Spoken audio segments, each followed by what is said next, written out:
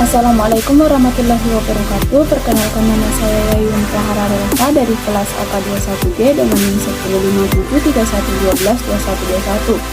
Baik, pada kesempatan kali ini saya akan membahas secara singkat tentang sistem pencatatan barang dagang. Sistem pencatatan barang dagang dibagi menjadi dua. Sistem yang pertama yaitu sistem periodik dan yang kedua yaitu sistem perpetual. Sistem periodik adalah sistem pencatatan barang di mana mutasi masuk dan keluarnya barang dagang tidak diikuti, sehingga besarnya nilai persediaan barang dagang diketahui dengan cara menghitung secara fisik barang yang ada di gudang pada akhir periode. Oleh karena itu, sistem periodik sering disebut dengan sistem fisik.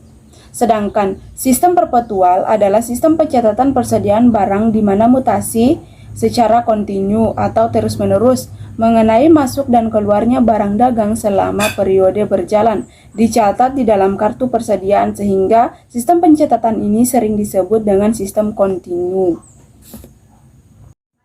Selanjutnya, pencatatan transaksi antara sistem periodik dan sistem perpetual dapat dilihat seperti berikut.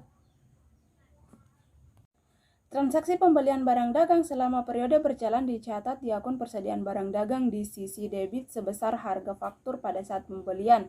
Semua transaksi yang berhubungan dengan barang dagang antara lain pembelian barang dagang, potongan pembelian, retur pembelian, dan keringanan harga, serta beban angkut pembelian dicatat di akun persediaan barang dagang.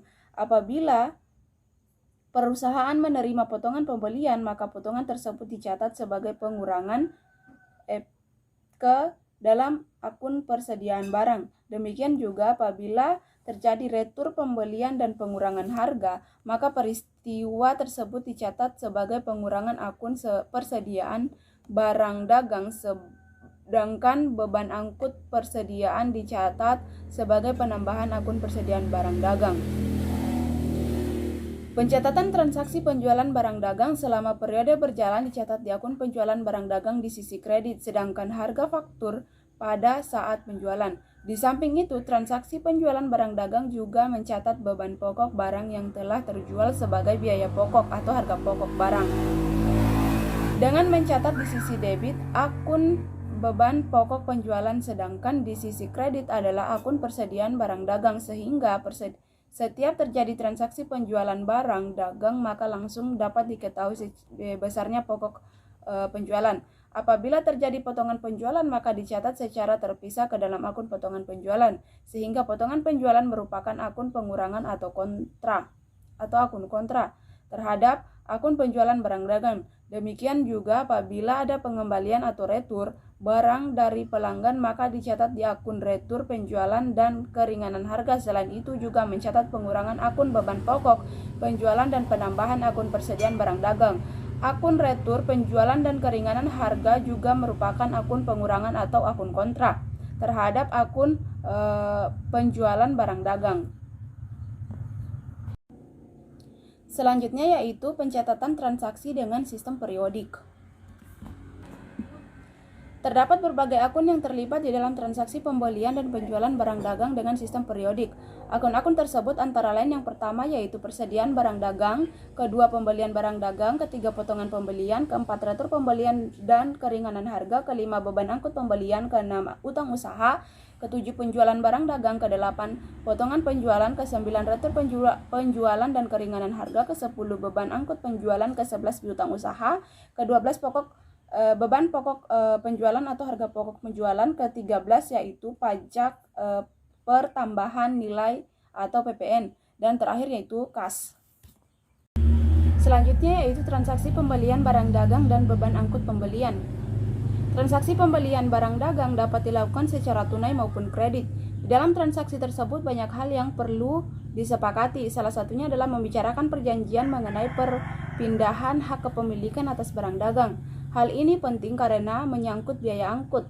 Apabila syarat penyerahan barang menggunakan perangko gudang penjual, maka biaya angkut barang ditanggung oleh pihak pembeli. Selanjutnya yaitu transaksi potongan pembeli, retur pembelian, dan keringanan harga serta pelunasan utang usaha.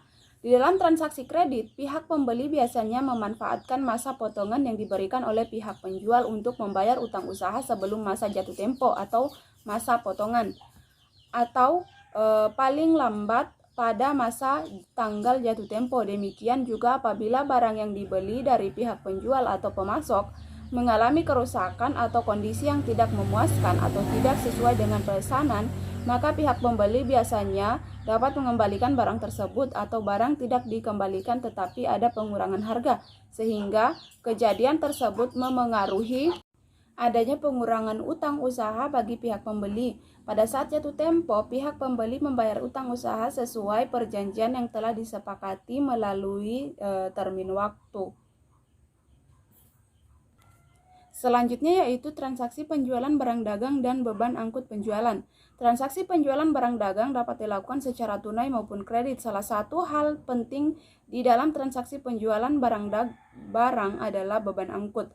Apabila syarat penyerahan barang menggunakan franko gudang pembeli, maka beban angkut barang ditanggung oleh pihak penjual. Beban angkut tersebut oleh pihak penjual diperlakukan sebagai beban operasional di dalam laporan laba rugi. Selanjutnya yaitu transaksi potongan penjualan, retur penjualan, dan keringanan harga serta pelunasan piutang usaha. Dalam meningkatkan perputaran kas, biasanya pihak penjual menawarkan insentif berupa potongan kepada pihak pembeli untuk membayar utang usahanya sebelum masa jatuh tempo atau masa potongan, atau paling lambat pada tanggal jatuh tempo. Demikian juga untuk layanan purna jual, pihak penjual biasanya menerima persetujuan atau menyetujui pembelian atau pengurangan harga dari pihak pembeli karena alasan-alasan tertentu atau rusak atau tidak sesuai pesanan. Berdasarkan kesepakatan kedua belah pihak, perusahaan melakukan sesuai dengan termin waktu dengan alasan untuk menghindari adanya denda atau sejenisnya. Selanjutnya yaitu menyusun laporan keuangan akhir periode. Di dalam sistem periodik, mutasi barang dagang selama satu periode tidak dicatat di akun persediaan barang dagang, melainkan di pembelian barang dagang. Oleh karena itu, untuk mendapatkan besarnya nilai persediaan barang diperlukan penyesuaian pada akhir periode.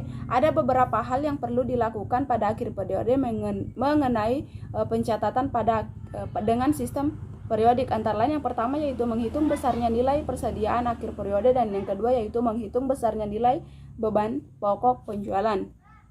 Selanjutnya yaitu kita perlu mengetahui mekanisme perhitungan dari beban pokok penjualan.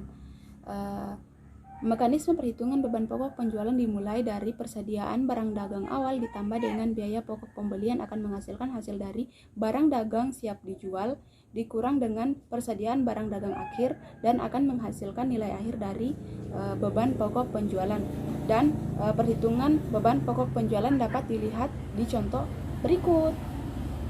Selanjutnya yaitu pencatatan transaksi dengan sistem perpetual. Transaksi pembelian barang dagang dengan menggunakan sistem pencatatan perpetual dicatat dengan akun persediaan barang dagang, sehingga semua akun-akun yang berhubungan dengan pembelian barang antara lain akun retur pembelian dengan keringanan harga, akun potongan pembelian, dan akun beban angkut pembelian menggunakan akun tunggal yaitu akun persediaan barang dagang, sehingga pada saat terjadi pembelian dicatat sebagai penambahan ke dalam akun persediaan barang dagang.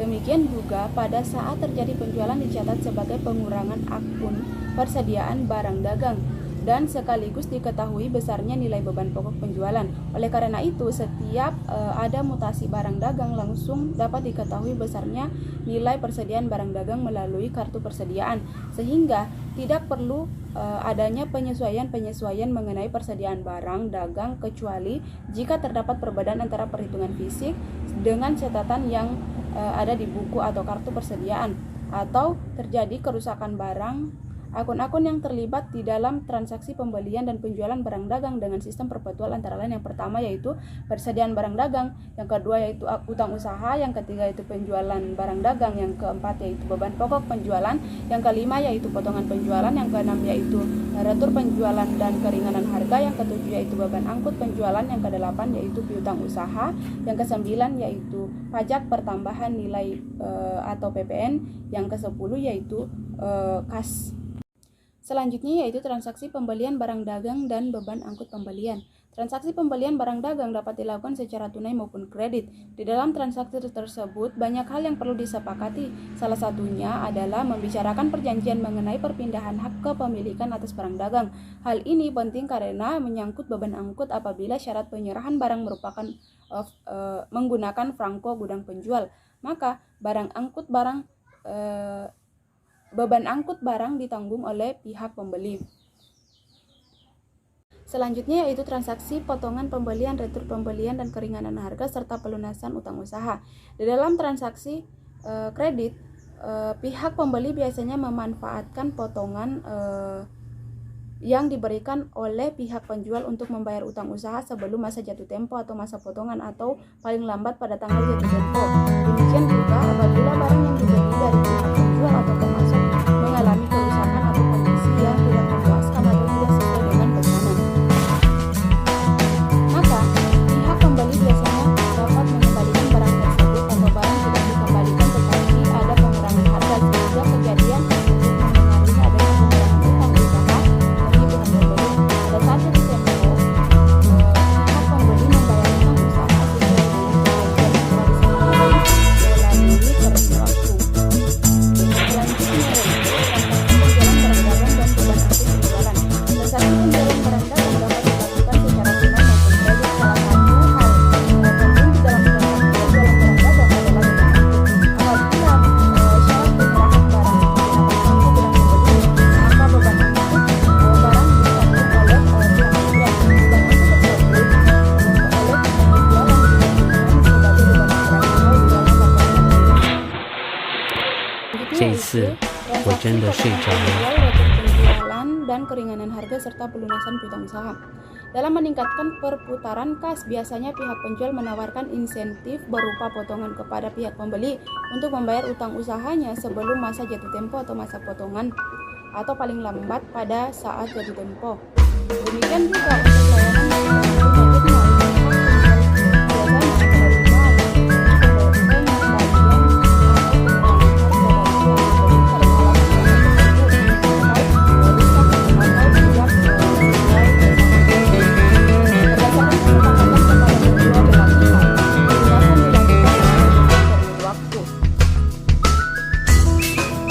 dengan alasan untuk menghindari adanya denda atau sejenisnya.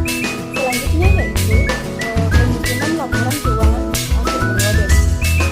Pada dasarnya proses penyusunan laporan keuangan di perusahaan dagang yang menggunakan sistem perpetual sama dengan yang dilakukan oleh perusahaan yang menggunakan sistem periodik. Meskipun demikian, saldo masing-masing akun yang berhubungan dengan pembelian dan penjualan barang dagang dapat berbeda antara sistem perpetual dengan periodik. Hal tersebut terjadi karena berbagai yang digunakan.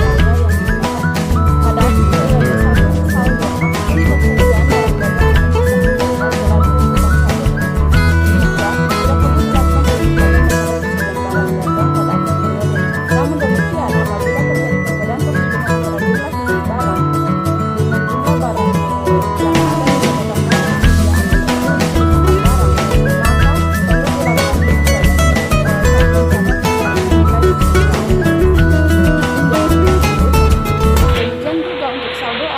di dalam penjualan pada akhir periode telah menunjukkan saldo terkini, di mana jumlah saldo tersebut merupakan akumulasi pada saat terjadi transaksi penjualan barang dagang selama satu periode akuntansi. Secara umum, perbedaan antara sistem periodik dan sistem perpetual yaitu sistem periodik akan mencatat jumlah persediaan barang dagangan pada saat akhir periode dengan melakukan perhitungan fisik, sedangkan sistem perpetual akan mencatat persediaan barang dagangan secara langsung pada akun persediaan. Mungkin itulah tadi pembahasan saya secara singkat mengenai sistem pencatatan barang dagang yang menggunakan dua sistem.